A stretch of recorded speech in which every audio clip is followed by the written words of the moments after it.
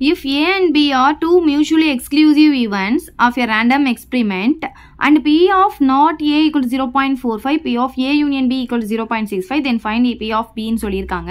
Aவும் Bயும் mutually exclusive events அப்படின்னு சொல்லிட்டாங்க. அப்படின்னா Aக்கும் Bக்கும் காமன் ஆனது எதுவுமே இல்லை அப்படின்னு அர்த்தம். So first A and B are two mutually exclusive events அப்படின்னு எழுதிக்கலாம். அப்படி இருந்துச்சுன்னா நமக்கு பார்த்தீங்கன்னா A intersection B வந்து ஜீரோவாக இருக்கும். காமன் எதுவுமே இல்லைன்னா ஜீரோ. அப்போ probability of A intersection B யும் எப்படி தான் இருக்கும்? ஜீரோவாக தான் இருக்கும்.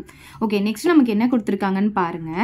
P of not A வந்து நமக்கு கொடுத்துருக்காங்க. P of not A னா P of A bar நமக்கு கொடுத்துருக்காங்க. எவ்வளோ கொடுத்துருக்காங்க? 0.45ன்னு கொடுத்துருக்காங்க. P of A bar நம்ம எப்படி எழுதலாம்னா 1 minus P of A அப்படின்னு எழுதலாம். equal to 0.45. இதில் இருந்து நம்ம என்ன கண்டுபிடிச்சிக்கலாம்னா P of A கண்டுபிடிச்சிக்கலாம். நமக்கு என்ன வேணும்? P of A தான் நம்ம கண்டுபிடிக்க போகிறோம். இது வந்து மைனஸில் இருக்குது. ஸோ அந்த பக்கம் எடுத்துகிட்டு போயிட்டோம்னா நமக்கு என்ன ஆகும்னா அது பாசிட்டிவாக மாறிடும். ஸோ இந்த 0.45 நான் இந்த பக்கம் கொண்டு வந்துடுறப்ப 1 minus 0.45 மாறிடும். சரி, இப்போ 1லேருந்து 1னா 1.0 அப்படின்னு அர்த்தம். இதுலேருந்து 0.45 சப் பண்ண போகிறோம். இப்போ இங்கேயும் ஒரு 0 போட்டுக்கிறேன். இப்போ சப் பண்ணும் போது என்ன ஆகும்னா இது 0 ஆகிடும், இது 10 ஆகும், அப்புறம் இது 9 ஆகும், இது 10 ஆகும். ஸோ 10ல் 5 போச்சுன்னா 5 வரும், இங்கேயும் நமக்கு 5 வரும், இங்கே 0.55 நமக்கு கிடைக்குது. அப்போ P of A பார்த்தீங்கன்னா 0.55ன்னு கிடைக்குது.